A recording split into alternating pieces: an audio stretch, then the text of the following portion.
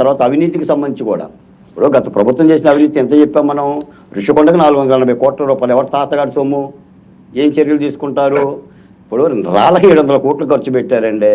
తాడేపల్లి ప్యాలెస్లో పెన్షన్కి 12 కోట్లు ఖర్చు పెట్టారండి. ప్రభుత్వం దుర్వినియోగం అయింది కదా, ప్రభుత్వం దుర్వినియోగం అయింది కదా డబ్బు. ఆ డబ్బుని ఏం చేస్తారు? ఏమైనా రికవరీ చట్టాలు చేస్తారా? వాటి ఏమైనా రికవరీ చేస్తారా? ఏం చేస్తారు? భూములు ఆపిపోయాయి, అవినీతి జరిగింది, విచ్చలవిడిగా ప్రజాధనాన్ని దోసేశారు, అధికార పాపరిగా అడ్వర్టైజ్మెంట్లు ఇచ్చుకున్నారు. ఓకే, మరి వీటన్నిటి మీద కూడా చర్యలు ఆశిస్తారు ప్రజలు. ఆశించేదేముంది? అసలు ఎన్నికల ప్రచారంలో కూటమి ప్రభుత్వ పెద్దలు చెప్పిన మాటే.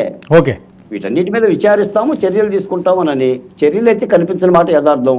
నేను కనిపించిన చర్యలను కనిపిస్తున్నాయని చెప్పేసి నేనేడా ఇబ్బంది పడాను? పోనీ కనిపిస్తే కనిపించని చెప్తా. ఈ రోజున మీరు తప్పు చేసిన వ్యక్తుల్ని ఆ కొడాలి నాని పరిస్థితి ఏంటంటే, ఎక్కడున్నాడు? ఎన్ని చేశాడు? చంద్రబాబు నాయుడు గారు ఎన్ని తిట్లు తిట్టాడు, పవన్ కళ్యాణ్ గారిని ఎన్ని బూతులు తిట్టాడు. ఏమైపోయారంట? ఆఫ్టర్ ఆల్ ఆర్జీవీని కూడా బయటికి లోపలేకపోయాం, కోర్టు నుంచి ఓరట పొందేశాడు. ఆయన పబ్లిక్గానే చెప్తున్నాడు, ఏం బిక్కుంటారు అన్నట్టుగా మాట్లాడుతున్నారు. కాబట్టి చట్టం నిజాయితీగా ఉండాలండి. జగన్మోహన్ రెడ్డి గారు అప్పుడు పనిచేసిన చట్టం చంద్రబాబు నాయుడు గారు ఏ సాక్ష్యాధారాలతో అరెస్ట్ చేశారండి? కనీసం 41 నోటీస్ ఇవ్వండి, సంతకం పెడతానన్నా కూడా బస్సుతో పాటు ఈడ్చుకుపోతామని 19 గంటలు నంద్యాల నుంచి అమరావతి తెచ్చేసి కోర్టు ముందు నిలబెట్టారు. 53 రోజులు మీరు జైల్లో పెట్టారు. ఇండియన్ కబోర్డ్ ఇచ్చారు మీరు ఆ పెద్ద మనిషికి.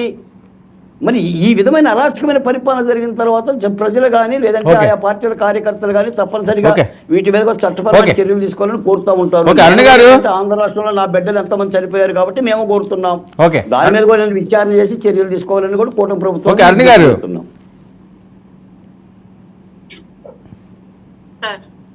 మీరు అడిగిన మాట బాలకోట మీరు అడిగిన దాంట్లో న్యాయబద్ధమైన కోరిక ఉంది. ఖచ్చితంగా రాబోయే రోజుల్లో అంటే మీరు అన్నారు కదా, చంద్రబాబు నాయుడు గారికి ఏ సాక్ష్యం లేకుండా అరెస్ట్ చేశారని.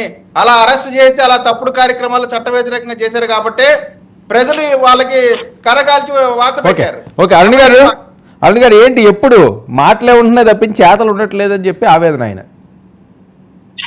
సార్ ఇక్కడ ఇందాక శేఖర్ రెడ్డి గారు అన్నటువంటి అరెస్టులు ఏ విషయంలో అన్నది ఒక క్లారిటీ సార్. ఫస్ట్ వాళ్ళే మొన్నటి వరకు మేము ఎంతో మందిని అరెస్ట్ చేశామని చెప్పేసి గగ్గోలు పెట్టారు. జగన్మోహన్ రెడ్డి గారు కూడా వచ్చి పెట్టారు, ప్రతి ప్రెస్ మీట్ వాళ్ళ అరెస్టుల గురించి పెట్టారు.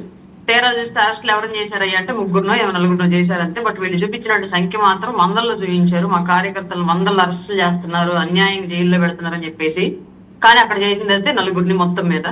అలాగే ఇంకొకటి ఏంటి సార్, ఇక్కడ గవర్నమెంట్ వేరు చట్టం వేరు సార్. గవర్నమెంట్ అనేది నేరాలని ఐడెంటిఫై చేసి దానికి సంబంధించినటువంటి నేరస్తుల్ని చట్టానికి మాత్రం అప్పగించగలదు. తర్వాత ఏ శిక్ష వేయాలి, వాళ్ళ మీద ఎలాంటి యాక్షన్ తీసుకోవాలనేది